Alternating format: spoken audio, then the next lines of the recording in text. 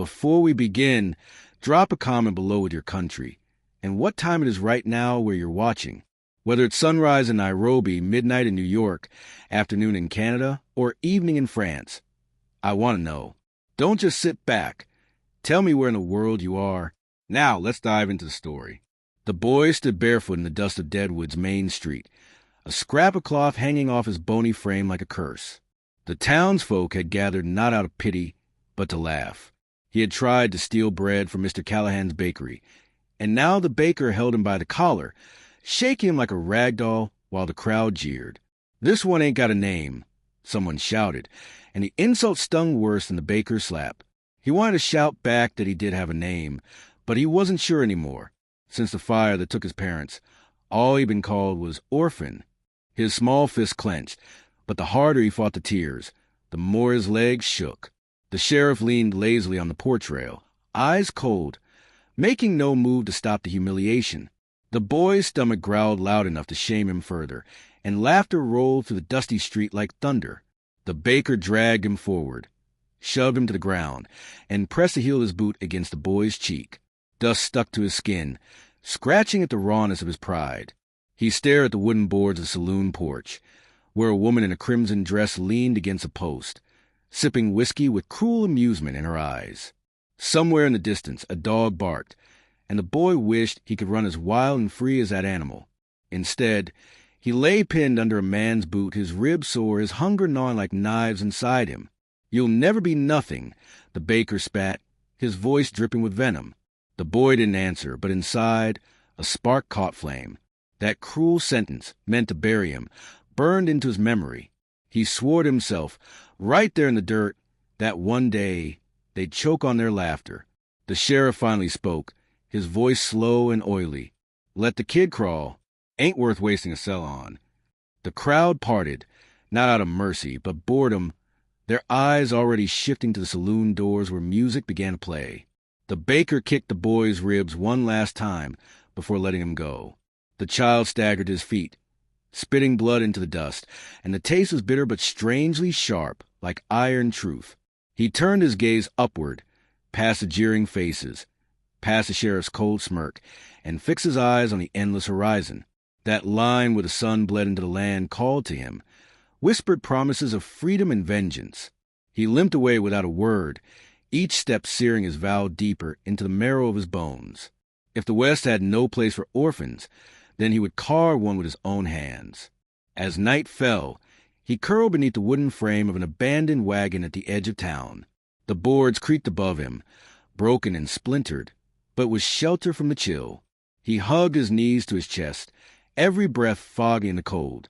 The laughter of the townsfolk still echoed in his head, sharp as a branding iron pressed to flesh. His jaw ached where the boot had struck, and his stomach burned hollow, but the boy felt something grow stronger inside him. Loneliness hardened into resolve, and shame twisted into fuel. He thought of the fire that had stolen his parents, the smoke choking out his childhood, and he swore again, silently, that he'd never let the world break him twice. One day, he would ride back into Deadwood, not as an orphan in rags, but as a rider no one dared mock. The wind howled across the prairie, rattling the wagon wheels like bones, but the boy's eyes stayed open, unblinking, staring into the dark. Hunger might gnaw him, cold might bite him, and the world might spit on his name, but he felt destiny sitting beside him in the dirt. The stars scattered above, bright and sharp, like 1,000 watchful eyes. He whispered into the night, not a prayer but a promise. "I will be feared." The prairie answered with silence, but he felt heard all the same. That vow stitched itself into the fabric of his being, a wound and a weapon all at once. He was an orphan tonight, but the West would one day remember him differently. When he closed his eyes at last, sleep came not with peace but with fire, visions of dust, gun smoke, and men falling beneath his shadow. The boy's earliest memory was a fire. Flames licked the night sky like hungry beasts, devouring the small wooden shack his family called home on the outskirts of Abilene. He remembered the heat on his face, the roar in his ears, and his mother's scream vanishing into smoke. His father had tried to drag him out, coughing, his strong hands trembling, but the rafters collapsed before they reached the door.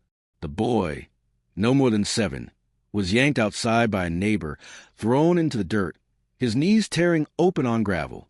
He screamed until his throat burned raw, but the only answer was a crackle of fire consuming everything he had known. By dawn, there was nothing left, just charred ruins, a pile of ashes where love once lived, and the boy staring blankly as neighbors shook their heads. "Poor thing," someone muttered, but no one offered to take him in. After that night, pity soured into indifference. The town had no patience for orphans. They tossed him scraps when they felt generous, ignored him when they didn't, and cuffed him across the ear when he begged too loud. Hunger became his constant companion, curling in his belly like a serpent. At first, he searched for kindness in the eyes of others, a farmer's wife, a preacher, a passing soldier. But he learned quickly that kindness was fleeting, and pity turned to scorn faster than milk soured in the sun. The preacher told him the Lord looked after orphans, but when the boy slept under the church steps, he was beaten away at dawn. He watched other children run into their mother's arms at dusk, laughter echoing like songs, and each sound cut him deeper than a knife. He was a ghost in broad daylight, invisible except when it came time for others to mock him. One bitter winter evening, when frost painted the windows white, he found himself staring through the saloon doors, mesmerized by the warmth spilling out. Music and laughter tumbled into the street, along with the rich scent of roasted meat. His stomach howled, but when he stepped inside, the piano stopped and heads turned. Men laughed, pointing at his rags.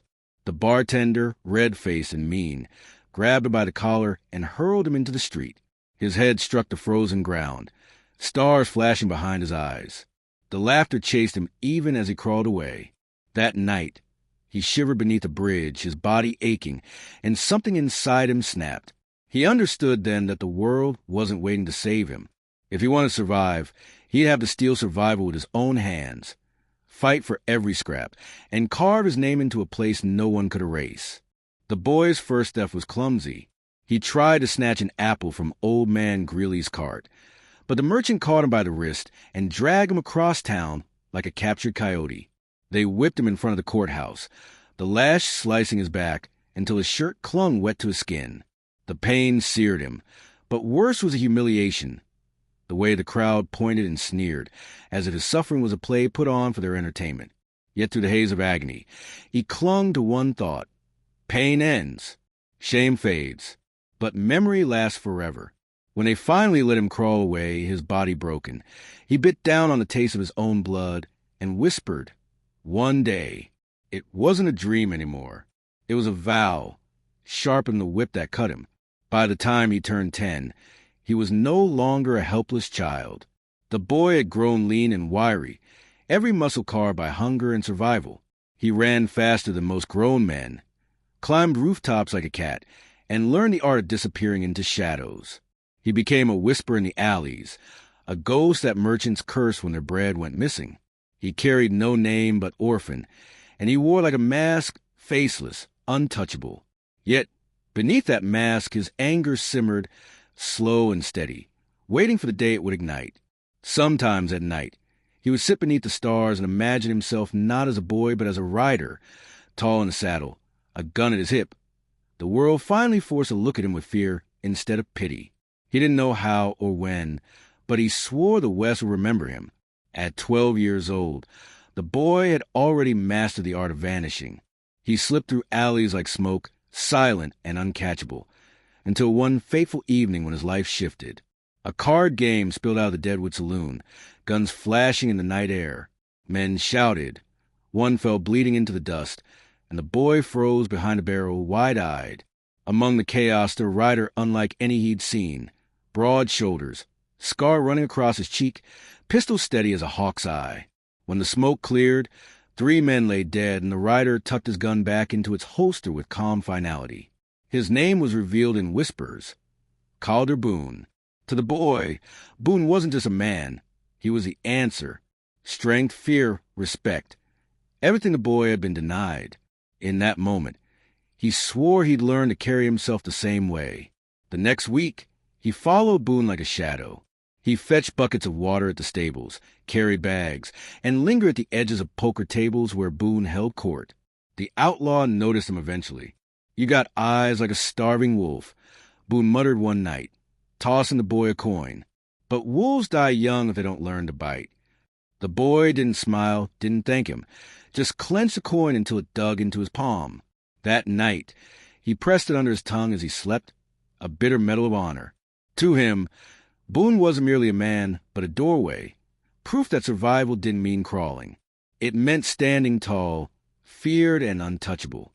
The boy vowed that one day he wouldn't just follow Boone, he would eclipse him. The outlaw's lessons were never gentle. Boone didn't teach with patience. He taught with fists, with mockery, with the cold edge of a knife held too close to the boy's throat. If you flinch, you're dead, Boone snarled, driving him to hold steady even as sweat ran into his eyes. The boy learned to load a revolver blindfolded, to slice an apple Madeira with a blade, to ride bareback until his thighs burned raw. He bled, he bruised, but he never begged for mercy. That stubborn silence earned him something rare, Boone's respect. Maybe you ain't just dust after all, the outlaw grunted after the boy survived a brutal sparring session.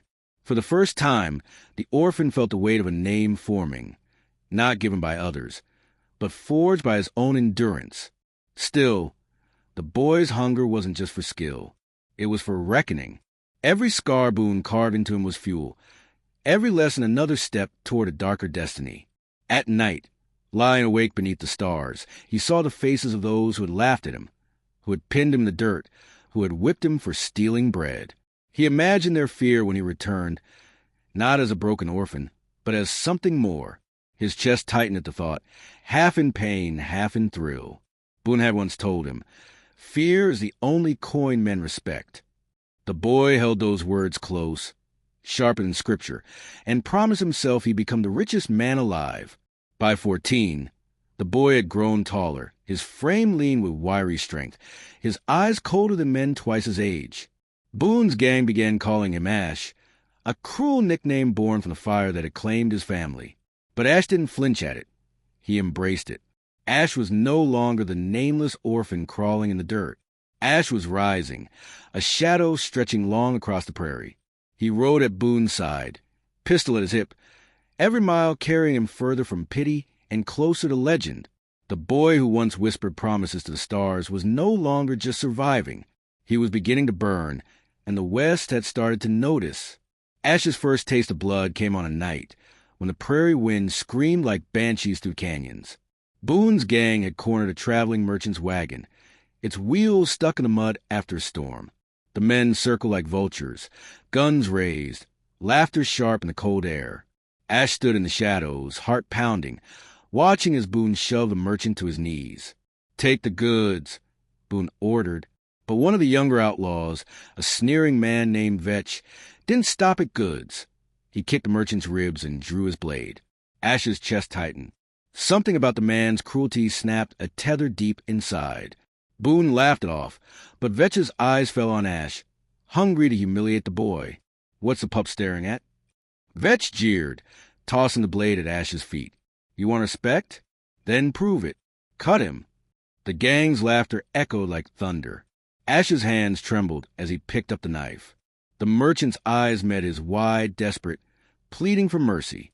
Every nerve in Ash's body screamed to drop the blade, to run into the darkness. But another voice, colder, sharper, rose louder. "If you falter, you'll always be nothing." He glanced at Boone, hoping for reprieve, but Boone's face was stone unreadable. Vetch leaned closer, whispering like poison, "Do it, or I'll carve you instead." Ash's breath came ragged, the weight of every insult, every kick, every lash pressing on his shoulders. Then, in one brutal motion, he drove the blade forward. The scream that followed split the night, and Ash staggered back, bile rising in his throat as the merchant collapsed, blood soaking into the mud. Silence fell, heavy and suffocating, until Boone finally spoke. "Looks like the pup just grew teeth." The gang roared with approval, clapping Ash on the back, their laughter ringing hollow in his ears.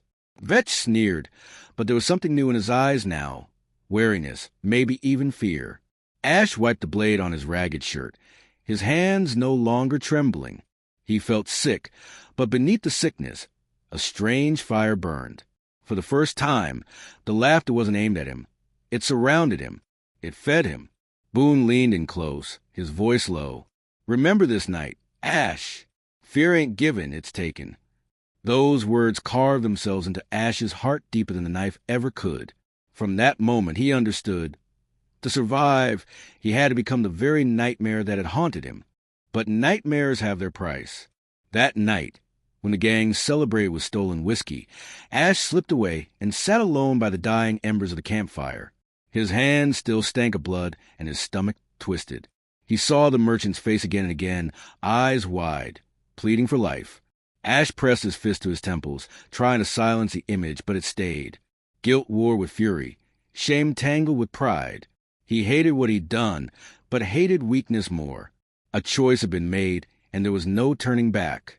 He lifted his head to the stars, those same cold watchers of his childhood, and whispered, "I will never be a victim again." The prairie wind swallowed his vow, but deep inside, it rooted itself like iron. By dawn, Ash walked back into camp with a new weight in his step. Boone eyed him, recognition glinting in his scarred face. Vetch muttered under his breath. But when Ash's gaze cut to him, the older outlaw looked away. It was a small shift, almost imperceptible, but Ash felt it. Power. The orphan had shed another skin, leaving something darker underneath. He was no longer the boy begging for scraps in Deadwood. He was no longer just Boone's shadow. He was Ash, the boy of fire and blood, and the West was beginning to whisper his name. The winter winds cut sharp across the Dakota plains, but Ash rode taller than ever before, his lean frame wrapped in a worn duster Boone had tossed him. It wasn't just a coat, it was a mark, a sign he belonged. The gang no longer called him Pup with laughter. They called him Ash, and their eyes carried a flicker of respect or fear. Vetch, however, was not so quick to bend. The man's sneer lingered like poison, his hand always too close to his holster when Ash entered a room. Boone saw it, of course, but said nothing. Boone's way was silence. Let wolves fight until only the strongest remained. Ash knew it too. Every meal by the fire, every long ride under the prairie sun, he felt the tension coiling between them, ready to snap. And deep down he welcomed it. One night, the gang hit a mail coach rolling out of Cheyenne. The job was meant to be simple. Stop the horses, grab the gold, vanish into the dark. But when bullets tore through the air and one of Boone's men fell, chaos erupted. Boone barked orders, but his voice was drowned in gunfire.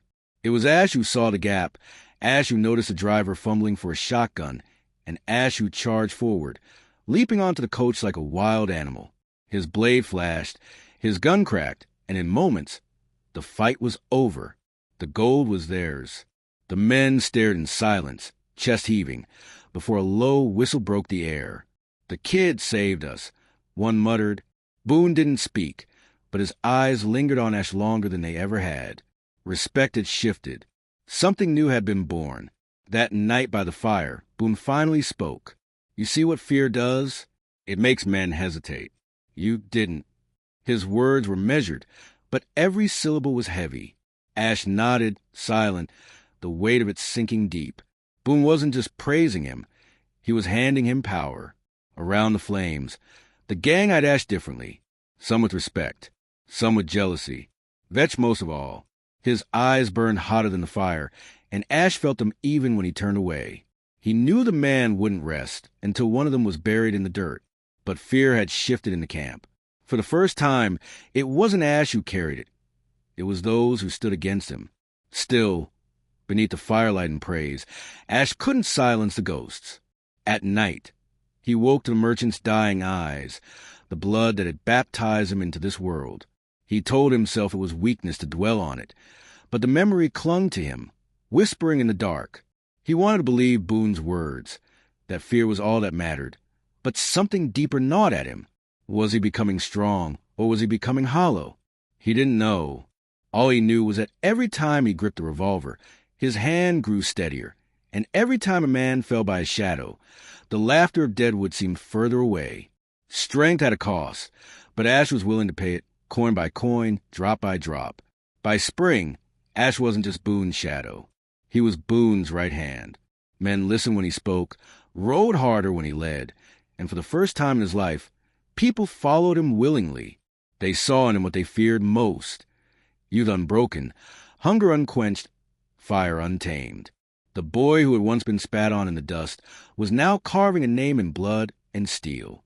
But power never comes without a storm, and Ash knew in his bones that the next one was already riding toward him. The prairie sun beat down like molten iron as Boone's gang rode into a canyon that split the land in two. Dust rose behind their horses, cloaking them like ghosts. Ash rode near the front now, his duster flapping, his revolver easy at his hip. But though his place was higher, the air was heavy with something unsaid. Vetch had been whispering for weeks, his venom dripping into the ears of weaker men. "Boone's getting old." Vetch sneered by firelight. "Why should a boy hold the reins? He ain't bled like we have." The gang chuckled nervously, but Ash saw the flickers of doubt in their eyes. He kept silent, but inside, the fire roared. He knew it was only a matter of time before talk turned to steel. That time came at dusk, when they camped in the canyon. The air smelled of sage and gun oil. Ash had just laid his saddle down when Vetch rose, his knife glinting orange in the firelight. "You think you're Boone's there, boy," he spat. "Let's see if you can stand without his shadow." The gang fell silent, eyes darting between them. Boone leaned against a rock, watching, not lifting a finger. This was the way of outlaws. Power wasn't given. It was taken. Ash rose slowly, his hand hovering near his revolver. His heart hammered, but his face was stone. This wasn't just a fight. This was the moment that would decide if he remained Boone's boy or became something far more dangerous. Vetch struck first, lunging with the knife. Ash moved on instinct, sidestepping, his revolver flashing from its holster. The shot cracked like thunder, echoing off canyon walls, and Vetch staggered, clutching his chest, blood blooming across his shirt. The man fell into the dust with a groan, his knife clattering uselessly beside him. Silence swallowed the camp. Ash stood, smoke curling from his revolver, his chest heaving but his hand steady. For a moment, no one breathed. Then one of the men muttered, "He's the real thing." The spell broke. Eyes shifted, not to Boone, but to Ash. Respect, fear, even loyalty. Boone's scarred mouth twitched into the smallest of smiles, but his eyes were sharp, calculating. Ash knew then that he had not just killed a rival. He had stepped into a new shadow, Boone's own. That night, the gang celebrated around the fire, whiskey flowing, voices loud. But Ash sat apart, staring into the flames. Boone finally approached, his boots crunching in the dirt. "You wanted their respect," Boone said quietly. "Now you have it. But respect comes with weight. You carry it wrong, it'll crush you." Ash didn't look up. "Then I'll learn to carry it." Boone studied him for a long moment, then nodded, the faintest trace of pride in his scarred face.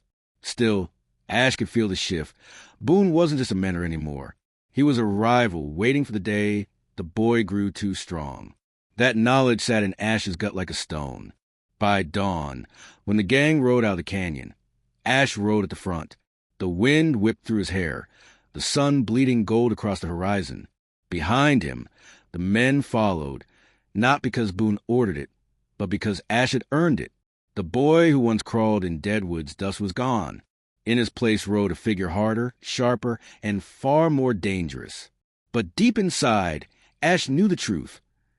Every step forward brought him closer to the day he would have to turn his gun on the man who had made him. The West whispered his name now, and the whisper was only growing louder. The town of Clearwater lay quiet under the weight of dusk, lanterns glowing faintly in windows as families gathered around supper tables. Boone's gang waited in the shadows of the cottonwoods, their horses restless, breath steaming in the cooling air. Boone sat tall in his saddle, eyes fixed on the town with a predator's calm. "There's a shipment of rifles in that depot," he said, his voice steady as stone.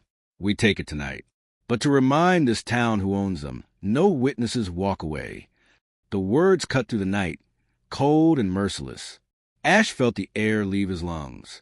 Killing a rival outlaw was one thing, but gunning down innocents? That was a line even his hardened soul hadn't crossed. His hand brushed the grip of his revolver, and for the first time, he wondered if Boone was asking too much. The raid began with fire. Torches sailed through windows, flames erupting like screams against the night sky. Gunshots split the stillness, townsfolk scattering, crying out in panic. Ash rode with the others, his face grim, his chest burning.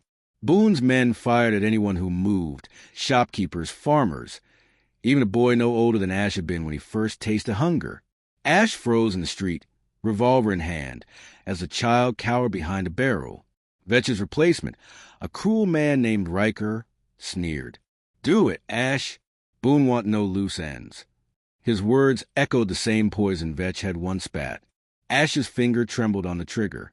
The child's wide eyes met his, terror shining like a mirror of his own past. For a heartbeat, Ash was at Orphan again, pinned in the dust, mocked, broken. His breath caught, his choice looming like thunder. The street seemed to still, the chaos fading into silence around him. Ash holstered his gun instead, his voice low, but sharp as a blade. "He's a kid. Let him run." Riker's laughter split the air. "Weak," he barked, raising his own revolver toward the child. But Ash moved faster. His pistol cleared leather, and the shot rang out. Riker collapsed in the dust, his eyes wide, a red bloom spreading across his shirt. The boy bolted into the darkness, vanishing between the burning buildings. Silence fell again, but this time it was heavier. The gang stared, some shocked, some awed. Boone's eyes, dark and unreadable, locked on Ash. Slowly, Boone dismounted, boots crunching in the dirt as he approached. The firelight painted a scar in harsh shadows. "You disobeyed me," Boone said, his voice low but dangerous. Ash didn't flinch. He holstered his revolver with steady hands. His gaze locked on Boone. "I did what needed doing. That kid lives, or his ghost will haunt us all." Boone studied him, his silence heavier than any blow. Finally, he leaned close, his breath hot with whiskey. "One day, boy, your mercy will kill you." Then he turned, mounting his horse without another word. The gang followed, unsettled whispers rippling through them. Ash rode behind, his chest tight, his mind torn. He had spared the boy, but at what cost? Boone's approval had cracked, and in its place, a new danger had grown. Boone wasn't just his mentor anymore. He was a storm Ash would one day have to face head-on. By dawn, the smoke of clear water still curled into the sky, a black scar against the horizon. Ash sat apart from the others, his revolver heavy on his thigh, his thoughts heavier still. He had chosen mercy once, but he knew mercy was a luxury he couldn't afford again. Every choice carried weight now. Every breath brought him closer to a reckoning. He stared at the rising sun, its blood-red glow painting the land. The boy who had once sworn vengeance in the dust was now a rider feared across the plains. But deep in his heart, a question gnawed at him. Could he carve his legend without losing what little remained of his soul? The West whispered his name louder than ever, and Ash knew the echoes were only just beginning. The campfire crackled low in the canyon, shadows bending like spirits across the walls. Boone's gang lounged in a half-circle, their laughter thin, their eyes darting often toward Ash. He sat apart, polishing his revolver, the firelight gleaming on the barrel. Since clear water, whispers had grown louder. Some admired him for sparing the boy. Others called it weakness. But Boone's silence was the loudest of all. He hadn't praised Ash.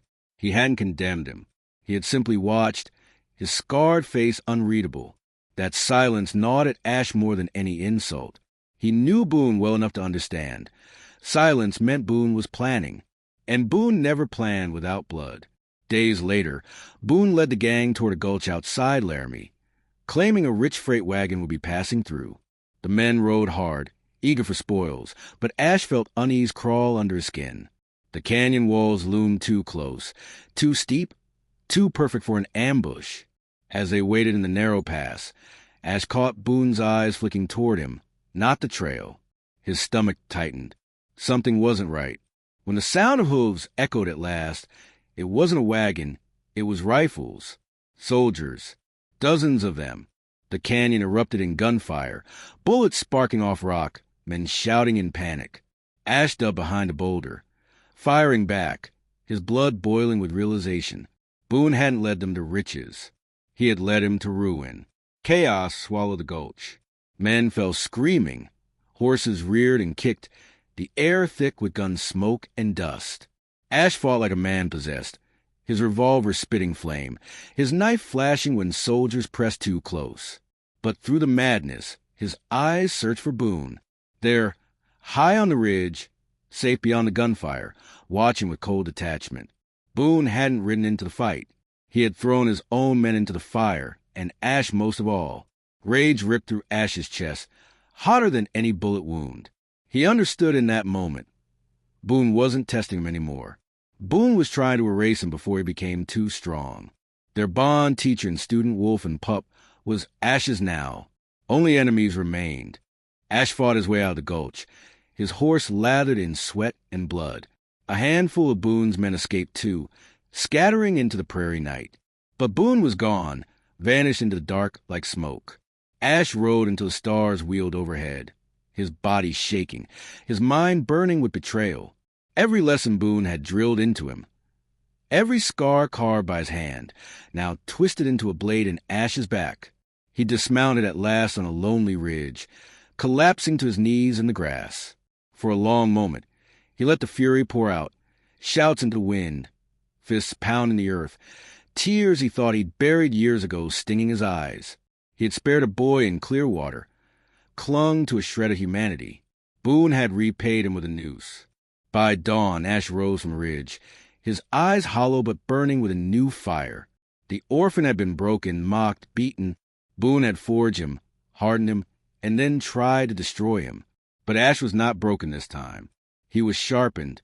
He saddled his horse, the prairie stretching wide and merciless before him. Somewhere out there, Boone rode with his scarred face and his cold eyes, believing he had ended his protégé. Ash whispered into wind, his voice a vow. You made me, Boone, but I'll be the one to end you. The West carried his words like an omen, and in the silence of dawn, the legend of Ash grew darker, louder, and far more dangerous than ever before. The trail of Boone was carved in smoke and blood. Ash followed across the plains, through towns burned hollow, through whispers that clung to saloons like ghosts. Every bartender, every drifter, every broken soul pointed him further west. Boone passed through, they muttered, eyes darting, scar on his cheek, rode like the devil was behind him. Ash smiled at that, because the devil was... He rode with no gang now, no banner but vengeance.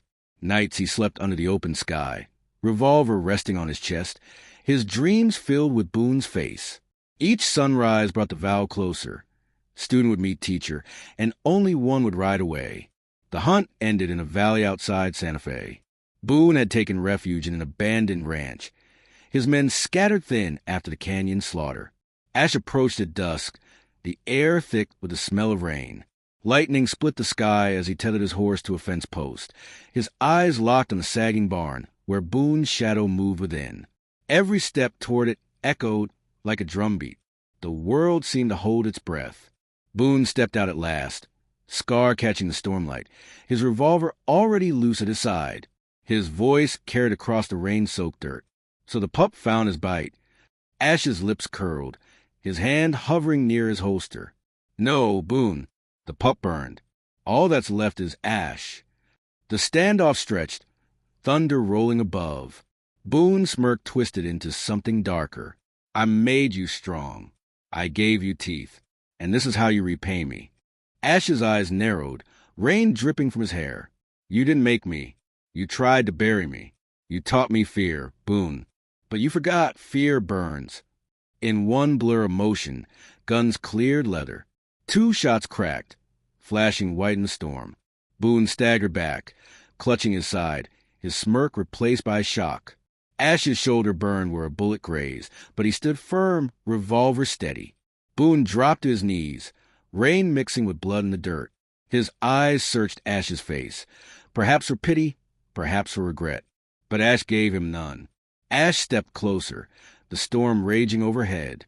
Boone's breath came ragged, each word dripping venom. You'll carry me with you every kill, every scar. You'll never outrun it. Ash leveled his revolver, his voice steady. Then I'll ride with your ghost. But I won't crawl in your shadow. The final shot rang out, echoing through the valley like thunder made of steel.